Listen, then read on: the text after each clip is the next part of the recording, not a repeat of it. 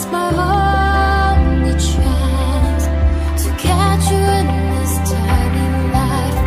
The world on fire and I will hold you tight. Halo semua, apa kabar? Semoga sehat-sehat selalu ya guys. Di sini kita akan membahas alur cerita manhwa manga. Bagi yang belum subscribe bisa dibantu subscribe-nya. Dan jangan lupa like video ini jika kalian merasa terhibur. Aku juga ingin mengucapkan terima kasih untuk yang sudah join atau gabung ke membership channel ini. Walaupun hanya 5.000 sebulan, tetapi sangat membantu perkembangan channel ini yang sering terkena dolar kuning. Dan jika ada yang mau mengapresiasi lebih ke channel ini, kalian bisa sawer. Link sawernya ada di deskripsi. Terima kasih banyak. Kali ini kita akan melanjutkan komik yang berjudul Berinkarnasi di Hari yang Sama Selama 100.000 Tahun. Oh iya, aku juga sudah membuatkan playlist untuk komik ini. Jadi jika kamu belum menonton part sebelumnya atau kamu mencari lanjutan dari part ini, kamu bisa cek playlist di deskripsi. Terima kasih. Kemarin kita diperlihatkan bahwa Lin Yue di sana sudah menghampiri ada kakek-kakek bernama Ziaji. Dia pergi begitu saja bersama Ziabing, membantu sekte Feiyu. Jadi kita langsung masuk ke pembahasan part selanjutnya di sekte Fengyu penginapan. Terima kasih Tuan Lin atas masalah hari ini, kata Ziabing. Ah, sama-sama, hanya masalah kecil saja kok. Oh iya, konferensi Fengyu kali ini Nona Ziabing ada mau apa memangnya? Konferensi Fengyu kali ini meskipun hanya dihadiri sekte Nanggong, klan pedang dan sekte Yaozu, tetap aku dan Xia Guangsheng sudah bermusuhan sejak lama. Kaisar pedang kecil sudah mencapai jurus pedang tingkat 2 puncak, menggenggam pedang naga hijau, sangat kuat dia. Di sekte Nanggong juga, Nanggong Li dan Nanggong Qin, mereka juga master kuat. Jadi aku hanya mengandalkan kalian, nggak apa-apa kan? Iya, tenang saja, ini bisa diatur kok, kata Lin Yue. Aku tanya padamu, kamu ingin mendapatkan tungku sangking karena penyakit kakekmu kan? Memerlukan tungku sangking untuk memurnikan pil sangking, benar tidak? Jika tidak, dia tidak mungkin bisa hidup lewat dari 3 bulan ya. Tuan Lin dari mana mengetahui hal ini? Sudahlah, pokoknya sekarang kamu tinggal di sini saja, jangan pulang ke rumahmu ya. Tuan Lin, aku bukan wanita seperti itu, kata Ziabing. Tidak kok, aku tahu kamu wanita seperti apa. Hanya menyuruhmu tinggal di sini saja. Yang penting jangan pulang kamu. Ziabing pun heran. Kamu sudah tertidur Tuan Lin. Ini sebenarnya kamu siapa? Tahu jelas masalah semua sekte Yaozu. Terlihat di kamar Ziabing. Di sana ada 2 orang membawa obor dan pedang. Ada. Tidak ada. Wanita itu tidak ada di kamar. Jelas-jelas tadi sudah memastikan kalau wanita itu tinggal di kamar ini. Sudahlah, tempat ini sangat berbahaya, cepat pergi. Ternyata di kamarnya ada 2 orang yang ingin sepertinya membunuhnya. Dia pun langsung kembali ke masternya. Tuan, di kamar tidak ada orang. Ternyata masternya adalah Xia Guangsheng dan juga ketua sekte Beiling. Apakah dia tahu kita akan diam-diam mencelakainya lalu kabur? Tidak mungkin. Gadis bodoh ini memiliki pemikiran yang polos. Tidak mungkin sepeka ini. Setelah pagi tiba, Ziabing kembali ke kamarnya, melihat semuanya berantakan. Ada yang datang ke kamarku. Pantas saja Tuan Lin menyuruhku tetap di kamarnya. Ternyata dia dari awal sudah mengetahui ini semua. Jian Qier pun datang. Nona Ziabing, kami semua sudah siap. Ayo kita pergi konferensi Fengyu. Baiklah. Terlihat di konferensi Fengyu di depannya pavilion Fengyu. Wah, indah sekali. Mereka semua pun berjalan masuk. Namun di sana Ziabing berkata, penguasa sekte Fengyu adalah 5 wanita super cantik, dijuluki sebagai 5 bidadari Fengyu. 5 bidadari ini masing-masing mahir dalam kecapi, catur, tulisan, lukisan, dan arak. 5 macam ini juga cara mereka bertarung dengan orang-orang.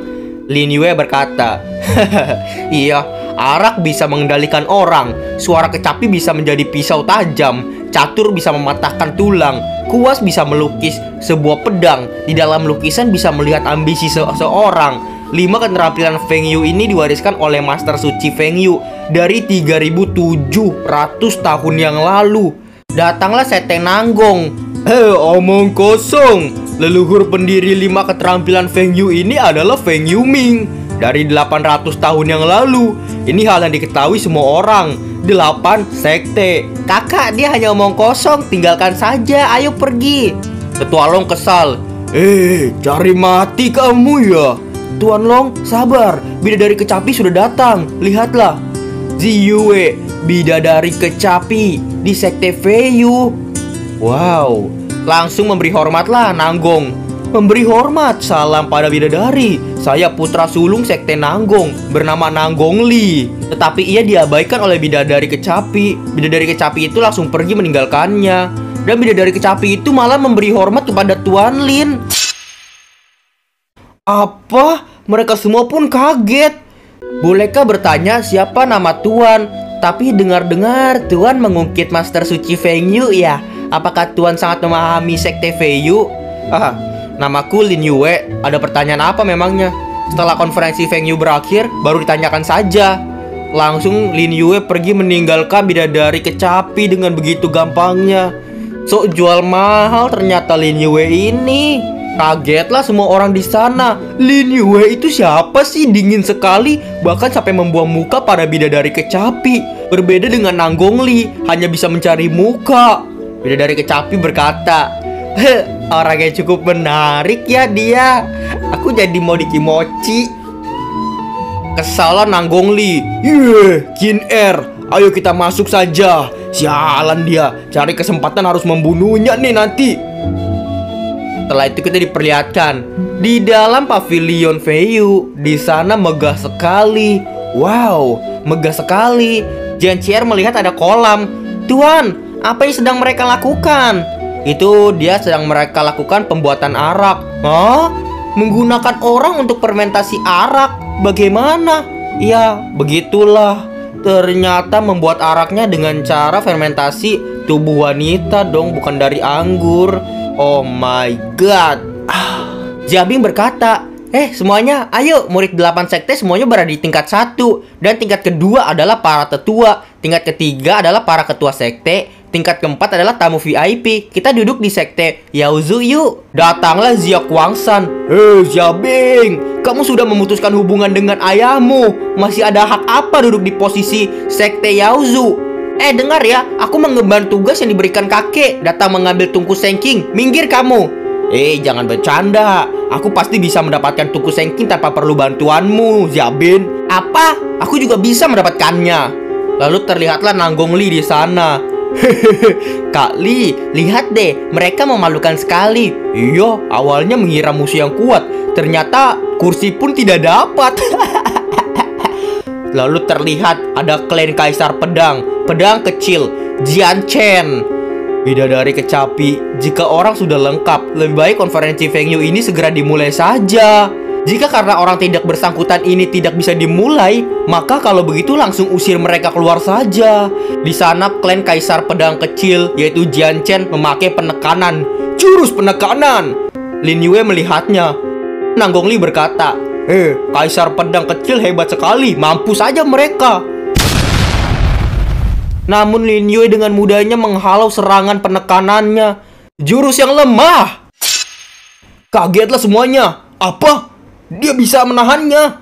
Jiancier datang kepada Lin Yue. Tuan, dia itu... Ya, Jiancier, dia itu kakak sepupumu, Jian Chen, bukan? Ternyata Jian Chen itulah kakak sepupunya Jiancier. Lalu terlihatlah di sana bidadari kecapi, Ziyue. Tuan Lin, semuanya silakan naik ke tingkat 2. Diberi kursilah dia oleh bidadari kecapi ternyata. Terima kasih. Akhirnya mereka dapat duduk di posisi kedua sebagai tetua sekte di sana. Ya, kekuatan orang dalam. Nanggong Li kesal. Sialan, aku aja berada di tingkat 1 di bawahnya. Sialan. Itulah, hanya manusia kelas rendah malah menginjak di atas kepala kita. Kata Zia Kuangsan juga di sana. Lalu pertandingan pun dimulai. Di sana terlihat mereka sedang minum arak. Enak. Iya, manis di mulut. Aroma tidak terlalu menyengat. Mantap.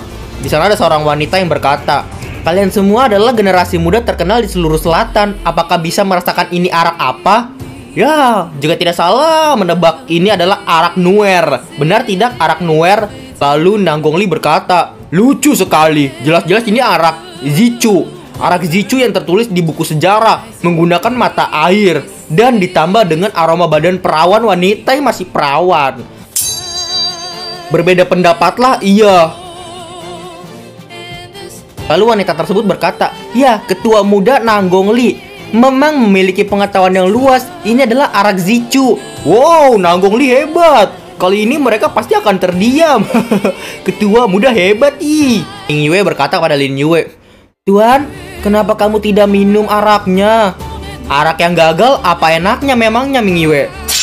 Kesalahan Nanggong Li. Apa yang kamu katakan? Araknya gagal. Lalu datanglah Zi Yue di sana.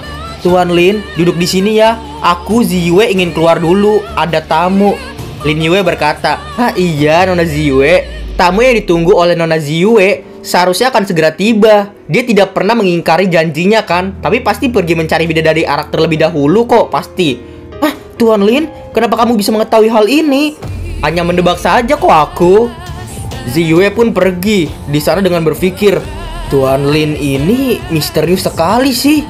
Terlihat di atas pavilion ada paus terbang. Siapa yang datang itu, Tuan?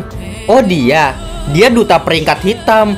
Datanglah seorang wanita dari langit. Ternyata wanita ini adalah wanita yang naikin paus raksasa ketika Lin Yue membebaskan Master Zumi bersama Kinunian. Dia juga ada di sana. Lalu kita diperlihatkan, wanita ini ternyata bidadari lukisan, namanya Su Feng. Dia berkata, Sekte Feng Yu wilayah selatan menyambut kedatangan duta. Duta itu berkata, "Iya, aku datang ke sini mencari saudari Arak. Aku datang hanya ingin melihat kehebatan dari para utusan langit wilayah selatan saja." Anda datang sudah hal yang paling besar. Sekarang mari kita mulai. Pertama adalah pertarungan arak. Arak pun dibawakan ke mereka semua. Para tamu silakan mencoba arak Sekte Feiyu dan mencoba menebaknya. Lalu terlihat mereka semua menikmati arak tersebut meminumnya. Lin Yue tidak meminumnya. Hanya sekelompok mereka saja pasti nanya padaku, kenapa aku tidak meminumnya. Aku malah memberi penjelasan nantinya. Lalu mereka semua pun bertanya-tanya, "Hei, siapa orang ini berlagak sekali tidak meminumnya? Ya sepertinya orang ini dibawa oleh nona kedua Sekte Yaozu." Brengsek, coba kamu katakan kenapa kamu menyebutnya arak ini gagal dan tidak minum. Tidak dari kecapi juga datang dan heran. Aku bodoh juga. Tidak tahu kenapa Anda tidak meminumnya, Tuan Lin. Berharap Tuan Lin ingin menjelaskan arak ini kenapa gagal. Saat pembuatan arak Zichu ini, ada yang sudah bukan perawan lagi. Tentu saja ini adalah arak yang gagal. Apa? Siapa? Lalu terlihat wanita-wanita di sana pun keluar yang membuat arak tersebut tadi, yang mandi air tadi supaya menjadi arak. Mereka semua keluar. Dipantaulah payudaranya satu-satu. Lalu diperiksalah teteknya satu-satu di sana. Dari kecapi melihat siapa yang tidak perawan lagi. Ternyata kamu ya? Kenapa tidak mengatakannya? Terlihat ada satu orang di sana yang terikat rantainya oleh jurus dari wanita kecapi. Bukan aku tidak tahu. Tapi Lin Yue berkata, "Bidadari kecapi, jangan marah dong. Dia beneran tidak tahu hal ini. Dia kehilangan perawan bukan karena pria, melainkan karena tidak hati-hati saja. Kamu bisa menyuruh orang untuk memeriksa badannya." 15 menit kemudian, ternyata memang benar wanita itu tidak perawan lagi. Memang ya, sama seperti Tuan Lin katakan, maaf semuanya, maaf. Pertandingan berikutnya adalah kecapi. Aku minta maaf sekali lagi. Ming Yue berkata, "Tuan Lin, kamu hebat sekali. Masih adakah yang tidak diketahui olehmu di dunia ini?" Tentu saja ada, tetapi hal ini juga diketahui oleh dia kok. Duta yang itu juga menyadarinya sebenarnya. Terlihat duta wanita itu. Lagi-lagi dia. Sebenarnya dia siapa ya? Kok dia bisa menyadarinya, kata duta itu kepada Lin Yue. Lalu terlihat pertandingan kecapi selanjutnya. Di sana bidadari kecapi Zi Yue telah bersiap-siap. Aku sudah lama tidak memetik kecapi ya. Kuharap kalian bisa memakluminya. Jika ada yang tertarik boleh langsung maju ke kecapi yang ada di sana, lalu memainkan kecapi bersama denganku. Datanglah Zia Kuangsan. Zia Kuangsan memohon bimbingan dari bidadari bermain kecapi di sana. Bidadari kecapi berkata, "Tuan, hati-hatilah. Lalu jurus pun dikeluarkan oleh bidadari kecapi. Jurus itu menjadi pedang-pedang yang sangat tajam. Tetapi di sana terlihat Zhua Guangsan bisa memakai perisainya, perisai pelindung Reiki, menghalau semua jurus dari bidadari kecapi. Dia berkata dalam hati, "Kenapa rasa tekanan begitu menakutkan, membuatku tidak bisa bergerak sama sekali, hanya menahannya saja. Tidak, aku tidak boleh kalah lagi." Tapi wanita kecapi dengan memakai jurus yang sekali lagi. Zhua Guangsan terhempas dan dia terdorong hingga dia bucat-bucat di mulutnya dan berdarah di sana. "Maaf Tuan Zia." Ternyata Tuan Zia tidak bisa berbicara lagi. Dia sudah bucat-bucat. Orang di sana melihatnya. Bidadari kecapi hebat sekali. Zhua Guangsan bahkan belum sempat memetik satu pun nada. Ia kalah telak. Lalu datanglah Jian Chen memohon bimbingannya. Jian Chen, "Hah, dia kan kaisar pedang kecil. Sudah turun tangan. Wah, ini pertandingan yang hebat ini. Siapa yang tahu dia bisa memainkan kecapi juga. Aku hanya tahu dia bisa memainkan pedang saja." Lalu terlihat Lin Yue di sana bersama Ming Yue, malah beromantisan di sana. Ming Yue berkata, "Kak Lin, makan anggur ini yang di mulutku." "Baik, Ming Yue." Dilihatlah oleh seorang duta yang wanita di sana. Ih, meskipun orang ini punya sedikit kemampuan, tapi rupanya seorang yang mesum. Terlihat Jian Chen di sana sedang memainkan kecapinya. Terlihat mereka seimbang, Jian Chen dan juga bidadari kecapi. Mereka semua histeris. "Ah, bagaimana bisa? Kaisar pedang kecil ternyata bisa juga memainkan kecapi. Hebat! Dia sudah mencapai jurus pedang tingkat 2 tahap puncak." Lalu Ming Yue berkata, "Tuan, menurutmu siapa yang akan menang?" "Ya, bidadari kecapi masih belum mengeluarkan seluruh tenaganya kok, Ming Yue." Terlihatlah di sana jurus Phoenix Api.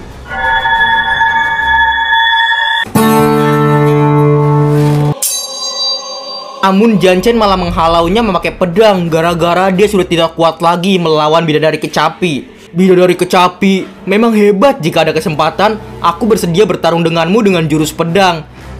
"Terima kasih, Kaisar Pedang Kecil. Apakah masih ada orang yang ingin menantangku?" Duta melihatnya. "Di lantai 2 seharusnya ada Master Kecapi yang sesungguhnya. Apakah bersedia menantang?" "Ya, aku bilang itu, pria yang sedang makan anggur itu. Hei kamu!" Menunjuklah ke arah Lin Yue yang sedang makan anggur dari pemberian Ming Yue. Lin Yue berkata, "Main kecapi? Ah, aku tidak tertarik." Duta di sini berpikir, apakah aku sudah memandangnya terlalu tinggi ya?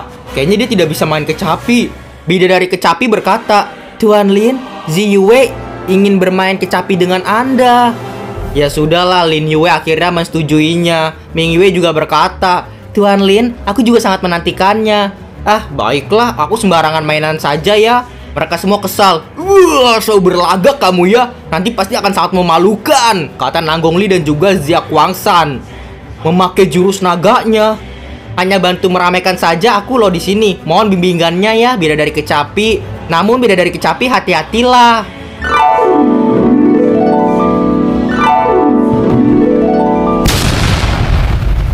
Di sana jurusnya berubah menjadi seorang prajurit perang. Tidak bisa menahanlah Zi Yue di sana, si bidadari kecapi. Semua orang berkata, "Bidadari kecapi dalam bahaya." "Iya." Lalu bidadari kecapi terlihat terpental. Dan dia terjatuh terhempas jauh di sana di lantai. Lalu dia berkata dan berdiri, Tuan Lin, sudah berbaik hati, terima kasih. Apakah boleh tanya apa nama musik ini?" "Ya, musik ini sih musik dadakan yang aku buat saja tadi barusan, hanya main ngasal. Aku beri nama deh, Pengacau Dunia saja." Lalu duta pun ke sana ke atas panggung.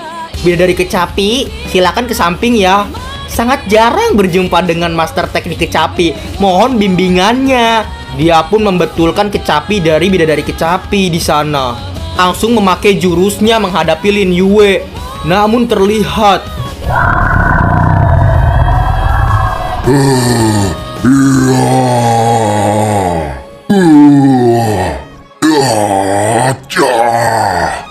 kagetlah duta di sana. "Hah? Kaisar kecapi? Aku kalah. Ini musik apa sebenarnya?" "Kamu seharusnya lebih tahu dariku kok. Kenapa kamu masih menanya?" Ini mustahil. Musik ini tidak seharusnya berada di dunia ini. Kok bisa? Ya, mungkin saja tidak ada di dunia ini. Bolehkah aku bertanya siapa nama Anda? Sekarang bukan waktumu, kamu mengetahuinya. Langsung Lin Yue berbalik ke bangkunya. Tuan, kamu hebat sekali ya. Biasa saja kok. Ziwei menghampiri Lin Yue. Tuan, jika lain hari ada waktu luang, Ziwei bersedia berguru pada Anda. Ah, aku berjodoh kok dengan sekte ini, sekte Feng Yu. Akan ada hari itu di mana aku bisa mengajarimu. Kamu pergi saja dulu. Lalu semua orang kesal karena Lin Yue sembarangan ngomong kepada bidadari kecapi. Jika ada orang lain berbicara seperti ini pada bidadari kecapi, pasti mungkin akan mati. Berlagak sekali sih, orang ini sudah sangat berlagak. Bidadari kecapi berkata, semuanya sudah menikmati arak dan musik. Sekarang sudah seharusnya menunjukkan kekuatan seni bela diri. Kompetisi seni bela diri dimulai. Tidak tahu jenius mana yang mau maju, silakan. Dan itulah part kali ini. Terima kasih teman-teman yang sudah menonton dari part 1 hingga sekarang. Dadah semuanya, bye-bye. Terima kasih bagi kalian yang telah menonton video ini dan juga terus mensupport channel ini. Terima kasih banyak. Bye-bye semuanya.